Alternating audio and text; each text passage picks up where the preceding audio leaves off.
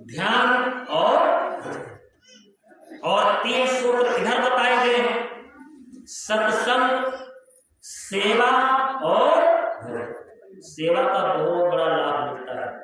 हनुमान जी महाराज कितने बड़े सेवक थे। को यस काज कठिन जग माही, जो नहीं मोहि तात तुम वन। ना नाम के शब्दकोश में था। मेघनाथ ने लक्ष्मण जी महाराज के ऊपर दीर्घाग्नि शक्ति का प्रयोग किया, मूर्छित हो गए। लड़ाई के मैदान से हनुमान जी ही उठा करके ले आए। कोशिश तो वो कर रहा था मेघनाथ कि उठा करके हम इनको लंका में लेकर चले जाए। हनुमान जी आए, 1 लाख खींच करके मारा, मेघनाथ वहां गिरा और फूल की तरह उठा लिया, लेकर के चले। भगवान राम रो रहे हैं, जार बेजार रो रहे हैं। राम जी कह रहे हैं, लक्ष्मण अगर तू साथ नहीं चलोगे ना तो मैं अयोध्या नहीं जाऊंगा, मैं भी अपने प्राणों का परित्याग कर दूंगा। अरे कौन सा मुंह लेकर के मैं अयोध्या जाऊंगा। चलते समय हे लक्ष्मण, तुम्हारी माता सुमित्रा ने मुझे सौंपा था, मेरे लक्ष्मण का ख्याल रखना कि जय अवध कवन मोह लाई। राम जी क्या करके रो रहे हैं, कौन सा मुंह लेकर के मैं अयोध्या जाऊंगा कि जय अवध कवन मोह लाई, नारी हेतु प्रिय भाई गवाई। जब अयोध्या के लोग पूछेंगे, माता सुमित्रा पूछेगी मेरा लक्ष्मण क्यों मारा गया, तो क्या मैं यही कहूंगा कि अपनी स्त्री के लिए मैंने अपने भाई का बलिदान करवा दिया? नहीं, लक्ष्मण अगर तुम नहीं जाओगे अयोध्या तो ये राम भी जाने वाला नहीं है, यहीं पर मैं भी अपने प्राणों का परित्याग करूंगा। विभीषण महाराज आए, कहा प्रभु रोगी है, बड़ा जानकार एक हकीम वैद्य डॉक्टर लंका के अंदर रहता है, सुसेन नाम का, अगर वह आ जाए तो उपचार हो जाएगा। अब शत्रु की नगरी में कौन गए? हनुमान जी महाराज गए। घर सहीते उठा ले, घर उठा के घर समेत। लेकिन जब उसने देखा, जानकार वैद्य था, नारी की जो स्पंदन होती है, धड़कन, जितनी बार हार्ट धड़कता है उतनी बार नाड़ी में धड़कन, भाई ब्लड की जो सप्लाई है, खून की सप्लाई है, वो हृदय के द्वारा होता है। हमारे आपके हृदय में 4 वाल्व होते हैं, 2 आर्टरी के और 2 वेनस के। आर्टरी माने धमनी होती है, वेनस माने सिरा। जो बच्चे बायोलॉजी पढ़ रहे होंगे जरूर पढ़े होंगे। तो 4 वाल्व होते हैं, 2 आर्टरी के, 2 वेनस के। तो 2 के द्वारा पूरे शरीर में खून की सप्लाई होती है। ये ऊपर जो नीली नसें हैं ये सिरा, धमनी नहीं है। धमनी जो है ये अंदर होती है, प्रेशर से खून जाता है और वापसी में आसानी से लौटता है। ये ऊपर की नसें, इनको वेनस यानी सिरा कहा जाता है। तो जितनी बार हृदय में धड़कन होगी उतनी बार इसमें स्पंदन होगी। अब वो जानकार डॉक्टर था, वैद्य था, हकीम था, ऐसे अंगूठे को रखा कलाई के ऊपर ऐसे और जान गया नाड़ी की गति बड़ी तेजी के साथ डाउन हो रही थी, मंद पड़ रही थी। प्रभु केवल 1 रात का समय है, अगर रातों रात उपचार नहीं हुआ तो लक्ष्मण जी बच नहीं पाएंगे। राम जी हाथ जोड़ करके कहा रहे हैं, हे वैद्य जी, हम अपने भाई को आपके झोली में डाल चुके हैं, अब चाहो तो आप इनको बचा लो, चाहो तो मार लो। वैसे एक वैद्य का, एक डॉक्टर का, एक हकीम का ये धर्म होता है कि हर तरह से प्रयास करके अंतिम क्षण तक बचाने की कोशिश करे, ये उसका धर्म है। वैद्य थोड़ा देखता है कि ये रोगी शत्रु पक्ष का है कि मित्र पक्ष का है, उसके लिए तो रोगी रोगी होता है। कहा प्रभु क्षमा करें, मैं ऐसा भाव नहीं रख रहा हूं, लेकिन मैं इसलिए कह रहा हूं कि जिस दवा से ये ठीक हो सकते हैं वह दवा, वह जड़ी मेरे पास नहीं है। कहां मिलेगी? कैलाश पर, द्रोण पर्वत पर। लेकिन रात भर में अगर नहीं आई तो जैसे उधर सूर्य भगवान निकलेंगे, इनके प्राण पखेरु उड़ जाएंगे। हनुमान जी महाराज, अब राम जी तो चिंता में पड़ गए, कौन जाएगा कौन लाएगा। हनुमान जी महाराज आकर के हाथ जोड़कर खड़े, कहा प्रभु क्या इस सेवक पर आपको भरोसा नहीं है? मेरे ऊपर से आपका भरोसा हट गया। अरे अभी हनुमान जिंदा है, आप आदेश तो करके देख लीजिए। और इतना बड़ा काम किसने किया? एक रात में मोबाइल पर आप निकालेंगे, एक दिन इंटरनेट से निकलवाए थे, 4500 किलोमीटर दूरी पड़ती है, बीच में समुद्र है ना, अप डाउन आना जाना मिला करके 4500 किलोमीटर। तब विमान का, हवाई जहाज का जमाना नहीं था, और इतनी दूरी लंका से समुद्र क्रॉस करके, और 2 जगह रुके भी हनुमान जी। एक तो रावण का भेजा हुआ वो कालनेमी नामक राक्षस, उसका भी वध किए। दूसरी बार जब लेकर के पहाड़ चले, नंदीग्राम में 14 वर्ष तक भरत महाराज तपस्या किए थे, एक भूइनसा बना करके, गड्ढा खोद करके। जब हरहर गरगर की आवाज होने लगी तो सोचा लगता है कोई राक्षस आ रहा है, धोखे में बाण चला दिया, लेकिन बिना फल का। हनुमान जी गिरे, मुंह से राम राम शब्द निकल रहा था, हाथ से रोक लिया, जमीन पर, पहाड़ को गिरने नहीं दिया। तब जाकर के भरत जी ने कहा कि आप कौन हैं? राम की सौगंध है, आप बोल दो, मुझसे बहुत बड़ा अपराध हो गया। होश में आए, पूरी घटना बताया। लेकिन हनुमान जी महाराज ने कहा, हे भरत महाराज, इस बात को घर में किसी से मत बताना, अपने तक सीमित रखना। मैं जा रहा हूं, कुछ नहीं बिगड़ेगा। और समय से उपचार हो गया प्रेमियों। तो जहां भी भक्तों का नाम लिया जाता है, सेवकों का नाम लिया जाता है, उसमें प्रथम स्थान हनुमान जी का ही आता है। सूत्र में क्या लिखा है? अब हनुमान शब्द का अर्थ सुन लो। हनुमान शब्द का अर्थ क्या होता है? सूत्र को आप पढ़ेंगे। हनुमान जी के लिए क्या सूत्र लिखा है? मनोजवम मारुतुल्यवेगम जितेन्द्रियम बुद्धिं त्वामनिष्ठं वातात्मजं वानरयूथमुख्यं श्रीरामदूतं शरणं प्रपद्ये। मनोजवम मारुतुल्यवेगम जितेन्द्रियम बुद्धिं त्वामनिष्ठं। 14 इंद्रियां होती हैं, 5 कर्मेंद्रिय, 5 ज्ञानेंद्रिय और 4 अंतःकरण। कुल कितना हुआ? 14। जिसका 14 इंद्रियों पर कंट्रोल हो जाए। हन धन मान, हन माने होता है हनन करना। हनन करना, मारना, मारना का मतलब जीतना, विजय प्राप्त करना। जिन्होंने मार मन डाला, यानी मन पर जो विजय प्राप्त कर ले। मारने का मतलब ये थोड़ा है कि उसका वध कर ले जाओगे। मारने का मतलब होता है कंट्रोल करना। तो हन धन मान बराबर हनुमान। हन माने हनन करना, मारना यानी जीतना, विजय प्राप्त करना। 14 इंद्रियों पर, जो 14 इंद्रियों को अपने बस में कर ले और एक रस होकर के अपने गुरु के चरणों का ध्यान करता हुआ भक्ति भजन में लग जाए, वही है हनुमान। चंद्रसेन नाम के एक राजा थे।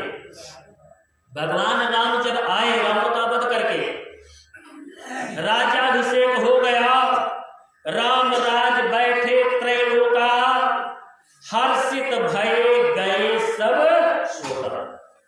प्रजा बड़ी सुखी हो गई। भगवान राम का दरबार लगा हुआ था। गुरु वशिष्ठ महाराज बैठे हैं, हनुमान जी महाराज भी वहां बैठे हैं, सुमंत्र महाराज बैठे हैं, बड़े बड़े जो है राज दरबारी बैठे हैं। एक कोने में गुरु विश्वामित्र महाराज भी बैठे। चंद्रसेन नाम का राजा आया, सबको उसने प्रणाम किया, लेकिन विश्वामित्र महाराज थोड़ा आड़ में थे, कोने में थे। तो चंद्रसेन की नजर विश्वामित्र महाराज पर पड़ी और बगैर प्रणाम किए कुर्सी पर, आसन पर बैठ गया। अब जब आसन पर बैठ गया तो उनको क्रोध आ गया कि इसने सबको प्रणाम किया लेकिन हमको प्रणाम नहीं किया। अब जानबूझ करके गलती थोड़े चंद्रसेन ने किया, विश्वामित्र महाराज को देखा ही नहीं और बाकी सबको प्रणाम किया तो भूल गए, छूट गए। लेकिन इतने क्रोध में आए, तुरंत आग बबूला होकर के और राम के सामने आकर के खड़े हो, लाल पीले हो रहे हैं। राम जी ने कहा, गुरुदेव बात क्या है? अचानक आप इतने उत्तेजित क्यों हो गए, इतने क्रोध में क्यों हो गए? मोस्ट एंग्री, बहुत क्रोधित। इशारा किया विश्वामित्र महाराज ने, कहा इसने सबको प्रणाम किया पर हमको प्रणाम नहीं किया, बैठ गया आसन पर। कल सुबह का सूर्य निकलने से पहले इसका वध हो जाना चाहिए। उधर सूर्य भगवान निकले, इधर इसका सर कट जाना चाहिए और कटा हुआ सर ला करके राम तुम हमको दिखाओ इसका। अब जब इतना कहा, अब भगा वो। पहले तो ये कहा, महाराज मेरी नजर आपके ऊपर, कुछ नहीं सुन रहे हैं। देखो, जब कोई भी हो, क्रोध में कोई जब आ जाता है ना, तो उस समय उसका बुद्धि नहीं, विवेक शून्य हो जाता है। बुद्धि और विवेक में अंतर होता है। बुद्धि का जो निवास है वह अंतःकरण में है। मन, बुद्धि, चित्त, अहंकार, ये चारों कहाँ बैठे हैं? अंतःकरण में। जीवात्मा शास्त्रार्थ पर है। 1000 दल का कमल है जिसके ऊपर इस आज्ञा चक्र में, छठे चक्र में जीवात्मा बैठाई गई है। लेकिन इसके बाद 4 दल, 4 पंखुड़ियों वाला एक कमल और है, उसमें केवल 4 पंखुड़ियां हैं, 4 दल हैं। उन चारों पर 4 लोगों का पहरा लगा है। एक पर मन बैठा है, एक पर बुद्धि बैठी है, एक पर चित्त बैठा है और एक पर अहंकार बैठा है। इन्हीं चारों को हम लोग अंतःकरण कहते हैं। कुरान शरीफ में इसी को तनफ्फुस लिखा गया है। कुरान अरबी में है। तनफ्फुस कहो चाहे अंतःकरण करो, बात एक है, लैंग्वेज अलग है, भाषा अलग है, चीजें कई। चारों की डोरी 4 लोगों के हाथ में है। मन की डोरी माया के हाथ में, बुद्धि की डोरी विष्णु के हाथ में, चित्त की डोरी ब्रह्मा के हाथ में और अहंकार की डोरी शिव के हाथ में। समझ रहे हो? तो अब देखिए होता क्या है। विवेक जो होता है उसका जो स्थान है वह अंतःकरण नहीं है। बुद्धि है अंतःकरण में यहाँ बैठी, लेकिन विवेक का जो स्थान है वो वक्ष स्थल बताया गया है, हृदय में। और कहीं कहीं तो संतों ने कहा है शरीर के हृदय में भी नहीं, और यही शब्द है, आत्मा के हृदय में विवेक का निवास है। यही रियल है, यही सच्चाई है। आत्मा के हृदय में विवेक का स्थान है और शरीर के अंतःकरण में इस स्थान पर बुद्धि बैठाई गई है। विवेक जो होता है वो हमेशा सत्य से जुड़ा हुआ होता है, धर्म से जुड़ा हुआ होता है, और बुद्धि जो होती है ये खुराक खाती होती है। कोई अच्छा काम करोगे, विवेक आपको नहीं रोकेगा टोकेगा, चुपचाप बैठा रहेगा, भाई अच्छा कर्म सत्कर्म में लगा है। लेकिन मान लो कोई गलत काम आप करने की ठान लो, जैसे आपका कोई शत्रु है, ये नहीं है कोई शत्रु है, अब आप घात लगा करके बैठे हो, किसी मुखबिर ने सूचना दिया कि अभी मोटरसाइकिल से इसी रास्ते से इसी चक्रोट से ये निकलेगा, इतना बच करके इतना मिनट पर ये घर से तैयार होकर के जाएगा। अब आप 2-4 लोगों को या खुद राइफल लेकर के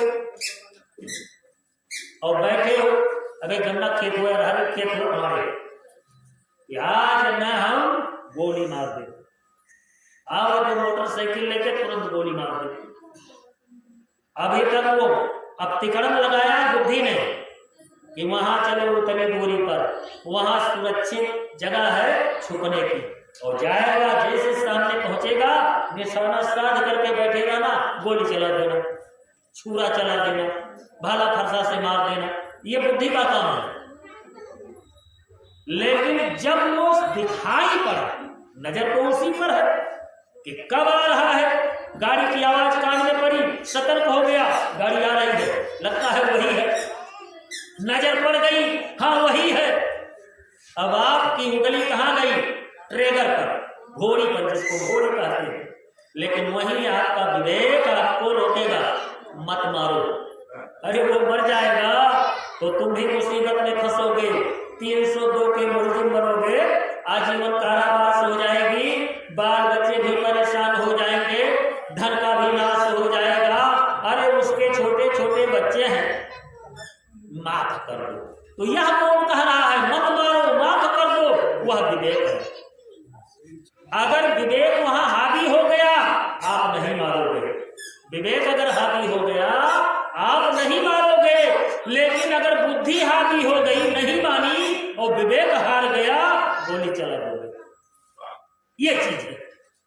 तो विवेक का स्थान आत्मा का हृदय है, और उसको जगाने का एक ही उपाय है जो संतों ने बताया है। रामायण में गोस्वामी जी महाराज ने चैलेंज देकर के लिखा है कि बिनु सत्संग विवेक न होई,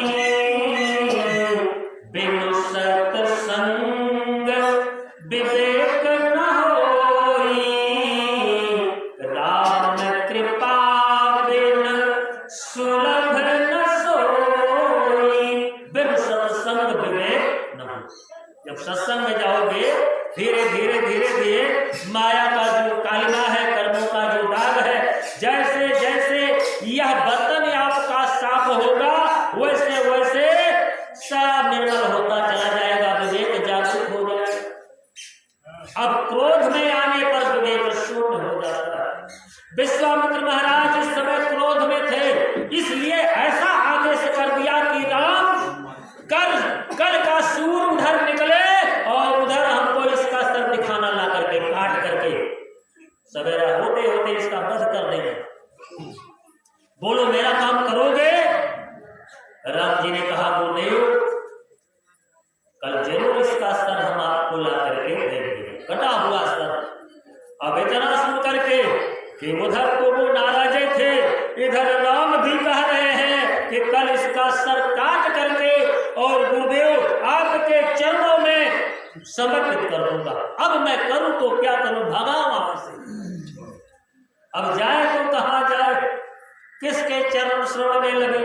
तो मैंने शुरू में बताया था कि संत ही एक ऐसे दयाल है जो जीव की हिफाजत रक्षा करते हैं हर मुसीबत से। रास्ते में चंद्रसेन भगा हुआ जा रहा है, उधर से नारद बाबा जी आ रहे थे। नारद जी को प्रणाम किया। बाबा नारद जी ने कहा, अरे चंद्रसेन, ये होश हवास खो करके तुम कहां भगे जा रहे हो? लगता है किसी बहुत मुसीबत में पड़ गए हो। कहा सरकार क्या करूं, ऐसी ऐसी बात हो गई। विश्वामित्र क्रोध में आकर के और राम जी से यही कहे हैं कि कल सवेरा होते होते सूर्य निकलते निकलते वो कटा हुआ सर हमको ला करके दिखाना। अब आप यही कोई उपाय बताइए, किसके चरण में जाए, किसके शरण में जाए, मेरी जान बच जाए, अभी मैं मरना नहीं चाहता हूं। तो हर सवाल का जवाब संतों के पास होता है। नारद जी ने उपाय बता दिया। कहा देखो मेरे आदेश का पालन करो, माता अंजनी के पास चले जाओ। माता अंजनी, क्योंकि प्रथम गुरु कौन है? माँ। प्रथम गुरु माँ ही है और द्वितीय पिता है। और ये तो दोनों रिश्ता निभाते हैं। ये तो कहते बच्चा तुम हमसे प्रेम करो, माँ कहोगे तब भी खुश, पिता कहोगे तब भी खुश, भाई बहन बना लो स्वामी सर्वेश्वर बना लो तब भी खुश, और अपना नौकर सेवक बना लो तब भी खुश। गुरु महाराज तो मन से कहते थे, बच्चा मैं तो कोई महात्मा हुई ही नहीं, मैं तो तुम्हारा एक सेवक हूँ। सही कहते थे। अरे जो काल के जाल से निकाल दे, ये छोटा मोटा काम है, बहुत बड़ी सेवा है। काल के जाल से हर कोई नहीं निकाल सकता है, ऐसे समर्थ ही निकाल सकते हैं प्रेमियों। तो यह सेवा इस संसार में कौन करते हैं? संत करते हैं, दूसरा कोई नहीं। महात्मा पलटू साहब ने भी लिखा है अपनी कुंडली में कि मुसलमान रब्बी भया, हिंदू भया खरीफ, हिंदू भया खरीफ तो है फसल हमारी, और ये चाहे ले काट के बारी बारी, साल भरे में मिली ही हमको जागीर। साल भर का मतलब क्या होता है? एक लंबा फेरा काटने के बाद तब इस पोल पर यह जू आया है।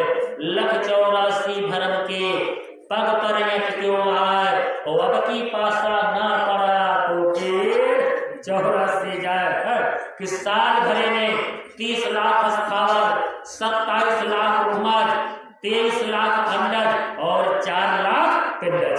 जोड़ लीजिए, 30 + 27 + 30 + 4 कितना हुआ? 84। तब ये मानव शरीर का मिलना आसान काम नहीं है प्रेमी, बहुत ही रेयर, बहुत ही दुर्लभ मानव शरीर को संतों ने बताया है।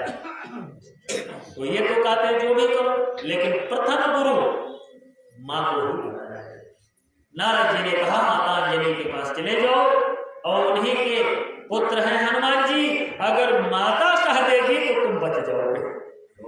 और वही माता बचा सकती है, दूसरा नहीं। चंद्रसेन भगा गया, चरणों पर गिर पड़ा। अरे बेटा, अंजनी भैया क्या कर रही है? अरे बेटा क्या बात है, उठो। पकड़ करके उठाया चंद्रसेन को। आंखों में आंसू भरे हैं, झरझर गिर रहे हैं। पुत्र क्या बात है, क्यों इतने घबराए हो? कहा माता, अब इस संसार में आप ही मुझे बचा सकती हैं। बात क्या है? पूरी घटना को बता दिया। कहा अगर ऐसी बात है तो तुम्हारी हिफाजत मैं करूंगी। देखते हैं राम कैसे तुम्हारे सर को काटते हैं।